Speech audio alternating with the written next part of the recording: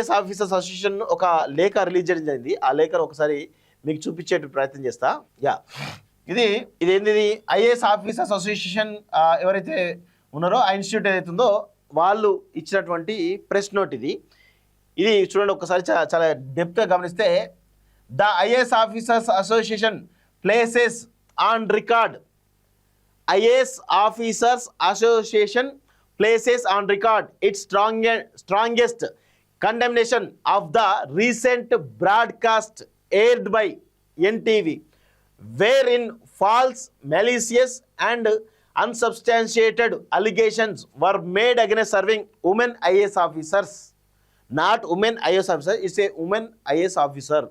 Okay, the broadcast irresponsibly attempted to malign these officers through baseless insinuations and by casting aspersion on the legitimacy of their official postings అంటూ చూస్తా ఉన్నాం. So మొన్న ఎవరు ఎక్కడ అది ఎన్టీవీలో ఒక కథనం రావడం జరిగింది. ఒక నల్గొండ జిల్లాకు సంబంధించినటువంటి ఒక మంత్రి నల్గొండ జిల్లాకు సంబంధించినటువంటి మంత్రి మరియు ఒక ఐఏఎస్ ఆఫీసర్ అంటూ ఒక కథనం వేయడం జరిగింది.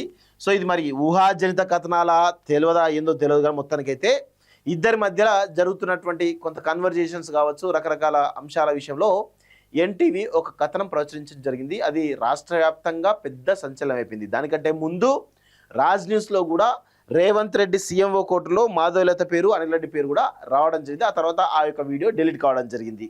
ఇప్పుడు ఎన్టీవీలో ఈ యొక్క కథనం రావడం జరిగింది. నల్గొండ మంత్రి ఆ ఐఏఎస్ ఆఫీసర్ అంటూ వాళ్ళిద్దరి మధ్య జరుగుతున్నటువంటి కొంత ఏదైతే కొన్ని ఉన్నాయో అవన్నీ కూడా బయట పెట్టడం జరిగింది. దానికి సంబంధించినటువంటి అంశమే ఈరోజు ఐఏఎస్ ఆఫీసర్ అసోసియేషన్ దాన్ని కండెమ్ చేస్తూ ఇలాంటివి చేయొద్దు అని చెప్పేసి కూడా చాలా స్పష్టంగా సీరియస్ లెటర్ రాయడం జరిగింది. The said broadcast refer to so called family discomfort alleged phone calls and WhatsApp chats as purported evidence. These claims are entirely fabricated, defamatory and devoid of any factual verification. The reckless airing of such content without authentication or adherence to basic norms of journalistic ethics amounts to character assassination and harassment of women IAS officers who are discharging their duties with integrity and professionalism అంటూ చూస్తున్నాం. So ఈ నల్గొండ మంత్రికి IAS officer మధ్య ఈ జరిగినటువంటి ఏవైతే phone calls WhatsApp chats ఇవైతే ఉన్నాయో వాటికి సంబంధించిన దానిలో ఇది ఎప్పటి నుంచో వినబడతా ఉంది. కానీ ఇప్పుడు బయటికి రావడం జరిగింది. అవి చాలా పెద్ద ఎత్తున విమర్శలు అయితే బలంగా ఉండే అది మరి బయటకు వచ్చిన తర్వాత జనాల్లో ఒక చర్చ అయితే బలంగా స్టార్ట్ అయింది. So the association is deeply disturbed by the cheap and motivated insinuations made regarding postings wherein it was falsely alleged that women IAS officers were given comfort postings within a short span. Such reporting grossly misrepresents established administrative procedures, undermines the credibility of the civil services and seeks to cast aspirations on constitutional framework governing postings and transfers అంటూ చూస్తూ ఉన్నాం. So ఇక్కడ ఏం చెప్పారు, గతంలో నల్గొండ కలెక్టర్గా ఉన్నటువంటి women IAS officer ఎవరైతే ఉన్నారో తనను తర్వాత ఆ మంత్రి తన సొంత శాఖకు ప్రిన్సిపల్ సెక్రటరీగా తీసుకురావడం జరిగింది. సో ఆమెకు కీలకమైన పొజిషన్స్ ఇచ్చిందని చెప్పేసి చాలా స్పష్టంగా చెప్పడం జరిగింది. సో ఇది దీంతో ఇద్దరి మధ్య జరుగుతున్నటువంటి మరి రకరకాల ఏవైతే తెలియదు ఇంట్లో కూడా నల్గొండ మంత్రి ఇంట్లో కూడా పెద్ద రచ్చ అయిందని చాలా స్పష్టంగా తెలుస్తోంది. దాని తర్వాతనే మరి ఈ అంశం కొత్త బయటకు వచ్చినట్టుగా తెలుస్తోంది. It is further matter serious concern that after the creation and broadcast of this content by NTV multiple other media platforms have resorted to airing, reproducing or circulating the same defamatory material, thereby amplifying the harm caused. The association strongly caution all media houses against engaging in or perpetuating such irresponsible and unethical reporting అంటూ చూస్తా ఉన్నాం. The IAS Officers Association unequivocally states that the allegations aired are completely baseless and malicious.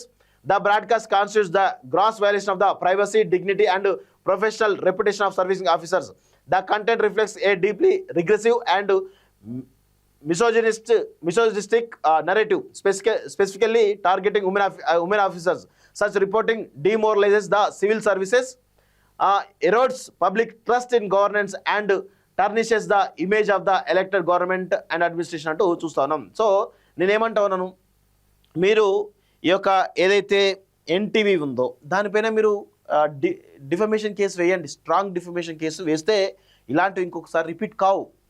మరి అలా వేసి ఇలా మీరు కొన్ని points పెట్టేసి మీరు అనెతికలు అవి మాట్లాడడం కాదు. మీరు వారిపైన డిఫమేషన్ కేసు వేయండి. మీ ఐఏఎస్ ఆఫీసర్ అసోసియేషన్ ఏదైతుందో దాని త్రూ వేయండి. సరే ఆమె పేరు బయటికి రాకున్నప్పుడు కూడా మీరు ఆఫీసర్ ఏదైతే అసోసియేషన్ ఉందో దాని ద్వారా వేస్తే ఇంకా బాగుంటుంది అనేది మా యొక్క అభిప్రాయం.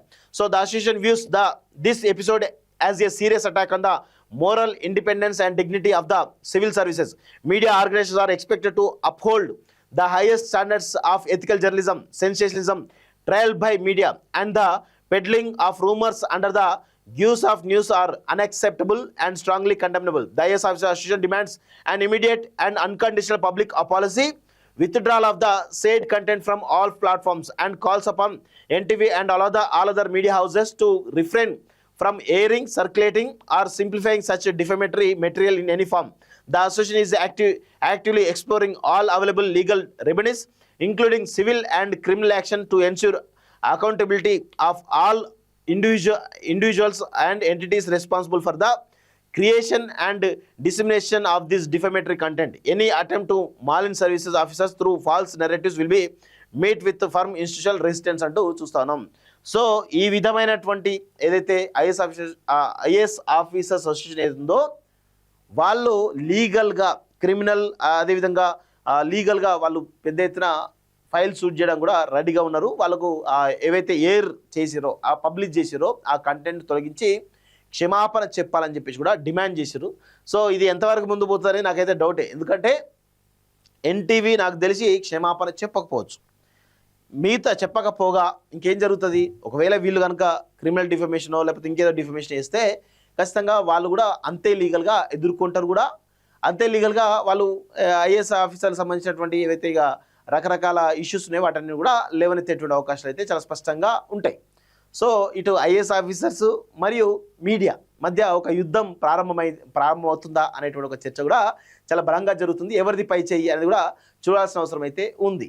సో ఇది పరిస్థితి అయితే కనబడతా ఉంది. చూద్దాం మరి త్వరలో మరి మీడియా వర్సెస్ ఐఏఎస్ ఆఫీసర్స్ ఏమైనా తారాస్థాయికి ఏమైనా పెరిగేటువంటి అవకాశం ఉందా, ఇద్దరి మధ్య ఉన్నటువంటి వైరం ఏమైనా అవకాశం ఉందా అని కూడా తెలియాల్సిన అవసరం అయితే ఉంది.